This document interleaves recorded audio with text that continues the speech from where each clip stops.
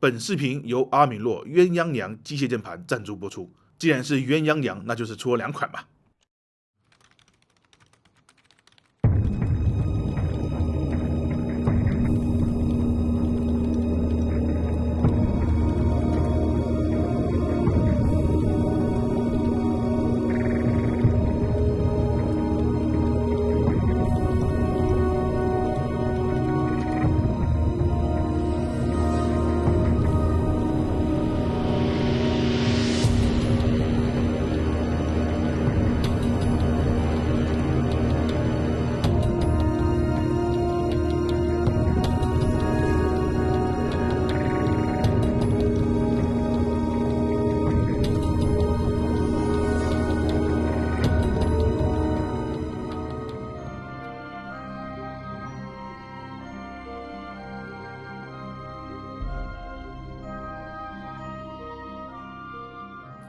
要对自己好一点，快换个新键盘吧。键盘艺术家阿米洛。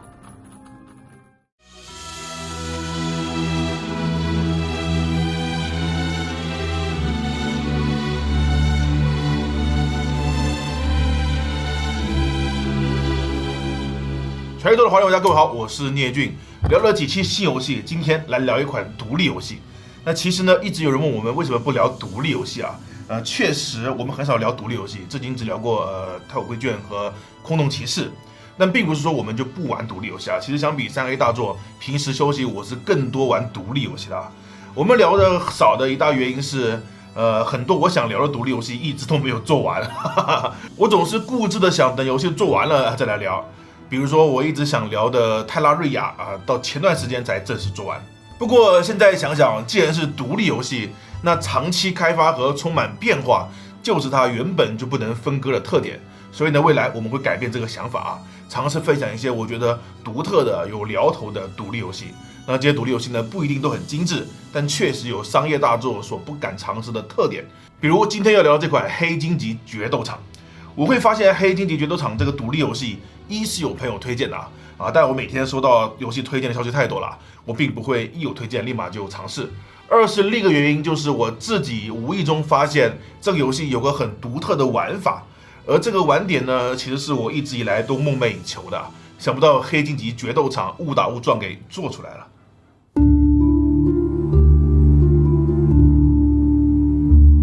我相信有很多人跟我一样热爱美式的 CRPG， 喜欢 CRPG 的原因有很多，完整的世界观、有趣的剧情、相对更自由的情节发展，以及扮演自己喜欢的角色。是的，和日式 RPG 的固定角色相比，美式 RPG 更倾向于让玩家创建自己的角色。那位杰洛特同学你先回到你的座位，这没你的事啊。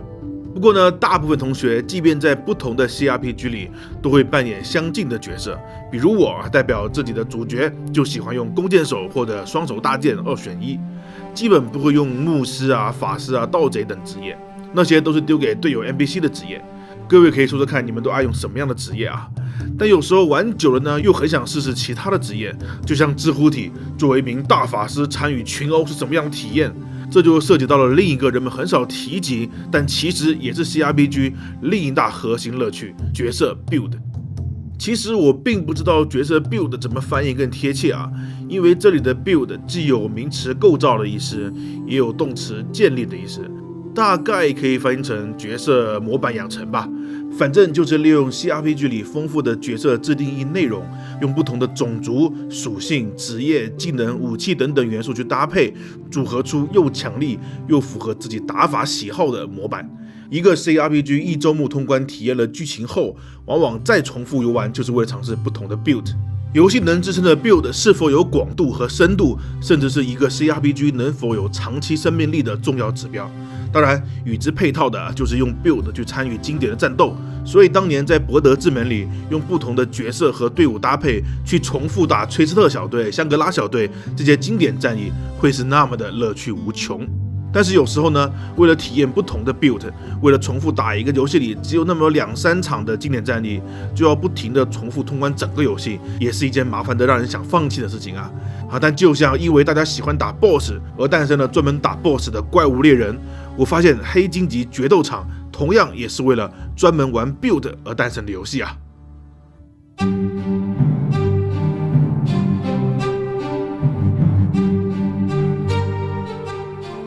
黑金级决斗场是一款独立游戏，开发团队规模很小，现在还是 beta test 版本，所以肯定会有很多 bug 啊。作为独立游戏，其精致程度也不能和商业大作比，但是其主框架和系统已经很完善了，所以视频以现在这个版本为主。看官方介绍，黑金级决斗场一开始也是想开发成完整的 CRPG 的，有精彩的剧情，有环环相扣的过程，有性格各异的角色。但是好像开发到一半，发现成本太大，公司资金不够啊，所以就把剧情给砍掉了，只保留了角色创建系统、职业技能系统这些跟战斗有关的，再编了一个说得通并有趣的故事，然后就把这游戏换了一个类型。我一开始看到这里心想那不就是个逻辑不自洽的游戏吗？毕竟系统被砍掉了一大半完了之后才发现，制作组这种有选择的舍取和之后开脑洞的补充，不仅让游戏系统自洽完整了，还无意中整出了个很有意思的新玩法。背景设定在一个有着浓厚决斗文化的大陆，道路上有很多城市都有决斗场，不定期开展比赛。玩家所在的家族就经营着一个著名的决斗俱乐部，但因为玩家的老爸行为像个懂王，把家族企业都给做砸了，家族差点一蹶不振。玩家作为家族最新一代掌舵人，要经营好这个决斗俱乐部，管理好里面的决斗士，以此带领家族重拾荣耀。因此玩家不是决斗士，但是玩家手下有很多决斗士，他们每一个人都像 CRPG 里的角色一样，可以完全自定义，从名字到外观到设计成长路线，穿上数值丰富的装备，而每一场决斗就是一次 RPG 里的战斗。同时，因为有了经营决斗俱乐部的设定，游戏还有了几分经营模拟的成分当然也有了剧情。虽然说开发组把剧情给砍了，但它只是相对 CRPG 来说的。现在这个模拟经营版本的游戏依然有着一定的剧情这种把 CRPG 的战斗和 build 单独提炼出来，再结合经营模拟加以轻度剧情的结合，确实挺新鲜的，也有种莫名的代入感。虽然制作组是因为开发成本而不得不走这条路，但塞翁失身焉知非福呢？这样做反而做出了有趣的新组合，只要它能够逻辑自洽，系统能形成闭环就行。这就是游戏开发的精妙之处因为游戏开发一定会遇到各种困难、各种限制，有些困难努力一下或许可以克服，但有些不是热血的喊几句干巴爹、热血的996就能解决的，毕竟现实是很残酷的。而这个时候，如何聪明的避开困难，就是各大开发组要开动脑筋的上一期的对马岛，我们之所以评价高，就是因为他们开动脑筋去优化了公式化，而黑金级决斗场则在更大的限制面前做出了非常有意思的改变，这也是我们分享它的原因。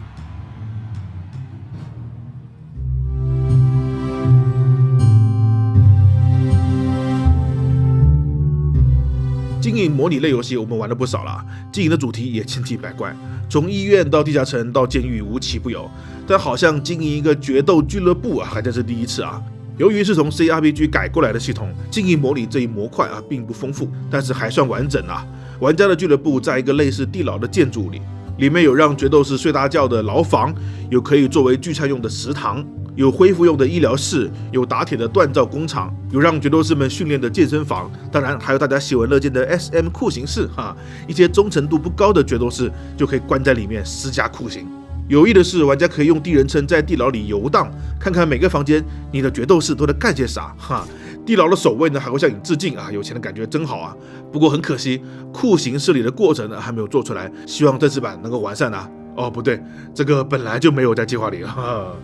守卫不是摆设，他们是要花钱雇佣的，作用当然就是看守决斗士的啦。毕竟谁也不希望自己的地牢里出现斯巴达克斯，所以决斗士和玩家之间既是雇主关系，也是奴役和被奴役的关系。玩家有权决定他们的生死，管理他们的忠诚，但也要关心他们的身心健康，在乎他们是否茁壮成长决斗士就是俱乐部的花朵呀。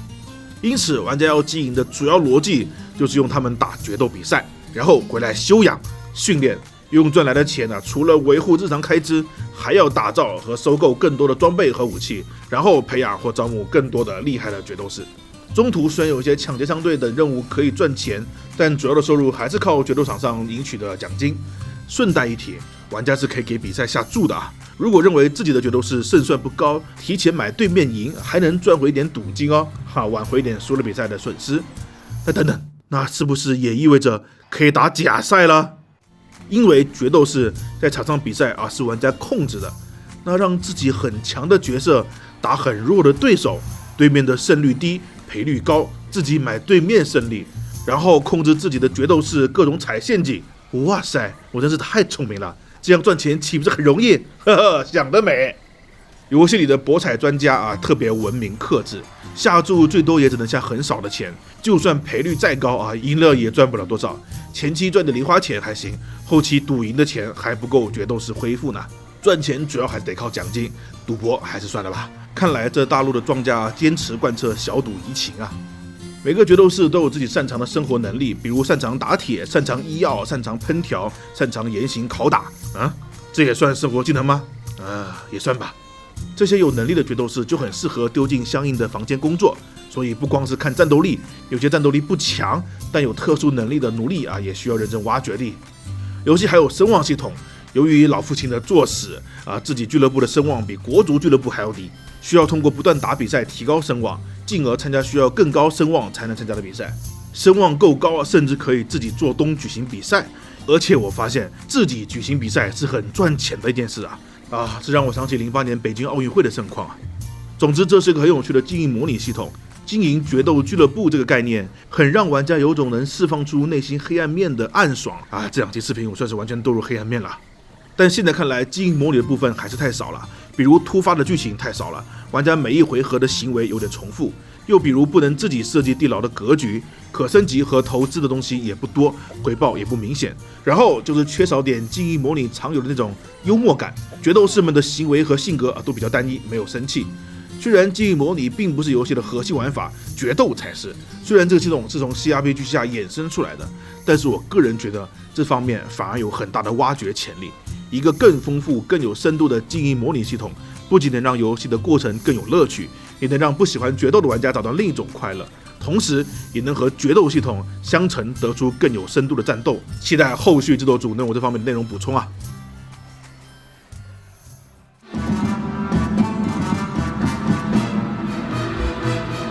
俱乐部经营的再好，但培养出决斗士让他们去打架才是这个游戏的重点。相比起经营模拟系统并不复杂的内容，决斗士培养的系统倒是非常完整丰富。首先，虽然每个角色都有随机生成的样子和名字，但是玩家都可以自定义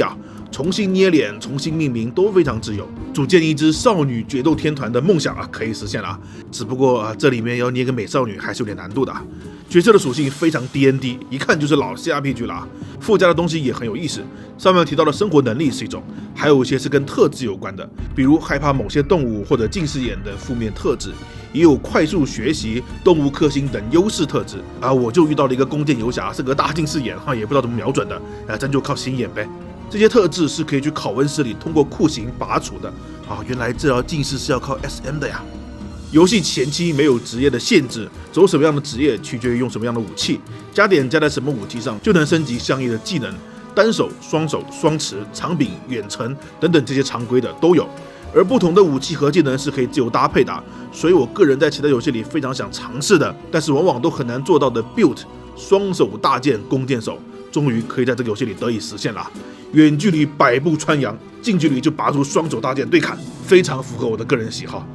而到了中期，就能学会各种流派，可以理解为进阶职业吧，比如盗贼、神射手、指挥官、捍卫者等等。这些流派又能够解锁新的流派技能，进一步强化角色的特点、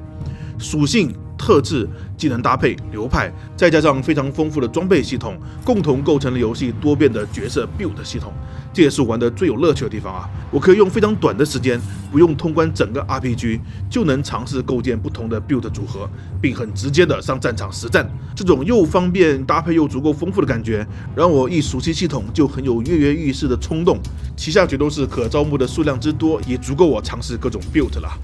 可惜的是虽然有精灵、有矮人等种族，但整体偏向于写实，全是物理攻击，还没有法系攻击，不知道是不是背景设定的原因。如果未来能加入魔法系，战术和 build 组合应该会更丰富。所以游戏推动我的一大核心驱动力，就是想培养出符合我喜好的强大角色，并为它搭配许多战友。再来看对面是什么阵容来决定4人小队。所以角色 build 好了，当然就是要去战斗啦。就像上面说的，我们不需要为了战斗而去跑剧情了，非常方便的就能开启一场势均力敌的较量。游戏一开始就能从多个决斗场中选择要参加的，有些表演赛比较简单，有些锦标赛就明显难了很多也有和动物厮杀的特殊比赛。所以玩家如果对自己的 build 和操作有信心从一开始就能选择对自己不利的高难度决斗，这样不仅自己的赔率高，也能保证每一场都是极具挑战的经典战役。RPG 游戏里非常麻烦的平衡战斗难度的问题，在这里用这种背景反而轻松规避了，算是设计上的一个意外收获吧。进了决斗场里就是非常经典的 CRPG 的感觉了，可以变换的俯视角，多个角色可切换的操作，加上底下的一条技能和物品栏，确实是那个味道。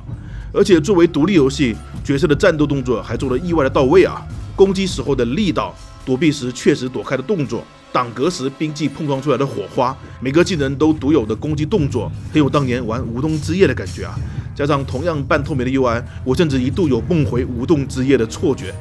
不过现在的版本操作有些 bug 有时候很难点中敌人，有时候技能释放不出来，需要用鼠标右键精准操作。那希望这些 bug 在你看到视频的时候能够修复吧。决斗场里的场景呢，也不是单纯的一片空地，往往都有不同的地形和陷阱。利用好这些陷阱，很多时候是取胜的关键。比如我就很爱用跑得快的雷电是跑得快的弓箭手，绕着刀刃柱子跑，敌人追过来时有可能会被柱子给蹭到，来回几次敌人就被我给蹭死了。所以我这个角色的名字叫秦王。这游戏和大多 CRPG 一样，可以暂停并下达指令，所以遇到复杂情况并不会手忙脚乱。游戏虽然有自动战斗模式，但想要打好有难度的战斗，还是要自己操作。而实际上，一场战斗好的操作确实能够带来很大的变化，因为这个游戏的战斗有很多变数。比如说，除了陷阱技能这些能带来变数，游戏里还有一个变量，就是其他 CRPG 里没有的，而这是我觉得战斗系统上最有特点的。游戏里的人物在战斗的时候会不自觉的用小碎步慢慢移动，而不是完全的站桩输出。就算是能远程攻击的弓箭手或者2个互砍的近战，都会碎碎步的慢慢移动，而且是敌我双方都会。这种战斗时的周旋虽然挺符合真实战斗，但好像从来没有一个 CRPG 会这么做过呀。至今为止，所有的 CRPG 除非主动追击不然一旦进入攻击输出就会定在原地不动。我们可以对比一下多个 CRPG 都是这样的。这个设计让我一开始非常不习惯，似乎这些人都不听话，但后来发现这个小设计让整个战场更有意思了。两边的小队的队形不会完美的持续，有时候看似有利于自己的阵型，可能就因为战斗中的小位移，突然变成了对自己不利。也有可能明明要输的战斗，却因为对方防御时后退了一步，而踩上了陷阱，导致我方大翻盘。还有一些技能呢，会直接改变双方的站位，比如战士的斯巴达脚把对方踹飞，或者盗贼的侧滑至敌人后方。所以玩的时候呢，要不断的调整队形，调整每个人的站位。一开始感觉不到但是玩习惯后，会确实觉得这个战斗比其他 CRPG 更动态一点，加上了陷阱这个动态感就更有意思了，总能够发生各种意想不到的意外。而玩家最大的一个乐趣就是预测并尽量控制这些意外。我不知道制作组是如何想到加入这个小设定的，但我个人觉得这是非常神来一笔。另外，角色的 AI 还可以设置这个周旋的范围，提前设置角色是倾向于往前逼近，还是倾向于后退诱敌深入，这个也是可以纳入战术考虑的。还有一个变量就是士气了，毕竟这些人不是什么英雄或者恶魔，所以当看到自己队伍有人牺牲了很可能会失去战斗意愿，到处乱窜，这也可能给战场带来翻盘的机会。当然，也有可能这2个非常要好的伙伴，其中一个被打倒之后另一个进入了狂暴状态，势不可挡。所以游戏玩到了后期，装备看上去都上了档次，角色的技能也丰富了起来。每一场战斗基本都势均力敌，复杂的地形陷阱、动态的战场阵型，加上还算精致的各种战斗动作，让4v4的战场上确实瞬息万变，非常紧张。如果是喜欢玩 build 和 CRPG 小队作战的玩家，会相当沉迷这种战斗的体验。我到后期就很喜欢打很难的大型锦标赛，一场大战下来，确实有曾经 CRPG 里打经典战役的快感非常过瘾。不过这也是有代价的，这又回到了经营层面，总是打大型的多人锦标赛，很容易让队友受伤甚至死亡。在这个游戏里死了就不能复活了，所以大型比赛的收益虽然高，但战后的回复成本也就更大。小型的战斗虽然可控，但收益和角色的成长又有限。如何平衡好决斗士和战斗的频率，又成了在游戏更高层面的乐趣。总之，黑金级决斗场并不算一款精致的游戏，但它合理的舍取反而做出了很独特的系统。我不知道这个新玩法能否开拓一个新的类型，也不知道制作组之后会如何丰富这个新类型，但是我非常乐意看到这种通过合理的优化和舍取，而非无限扩大开发资金的方式去产生新的玩法。这或许才是能让游戏界百花齐放的方法，这或许才是独立游戏的最大意义啊！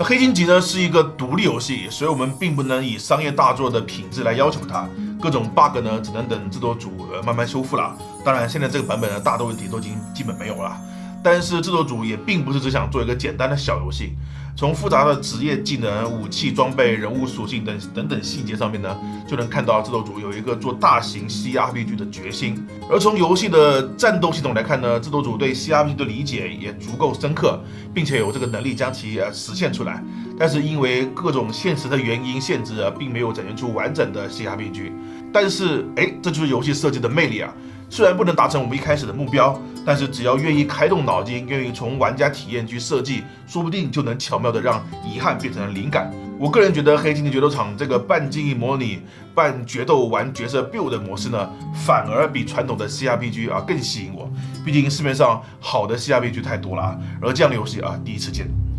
所以核心的购买力第一，当然你得是个 CRPG 的玩家。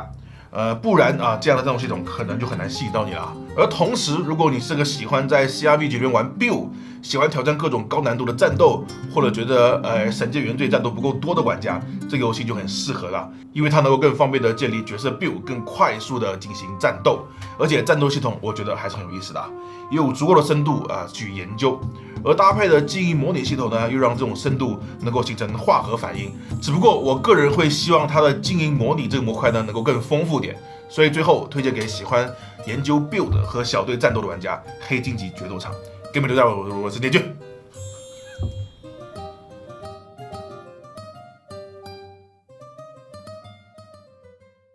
聂师傅，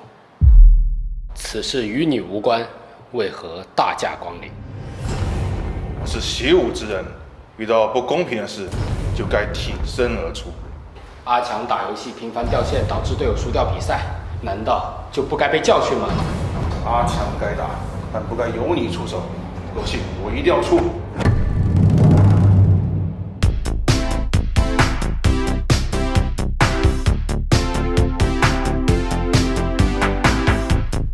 不要打了。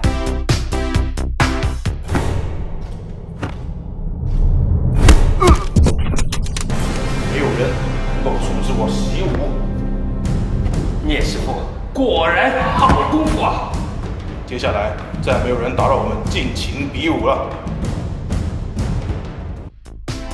天下武功唯快不破，岂有连击宝。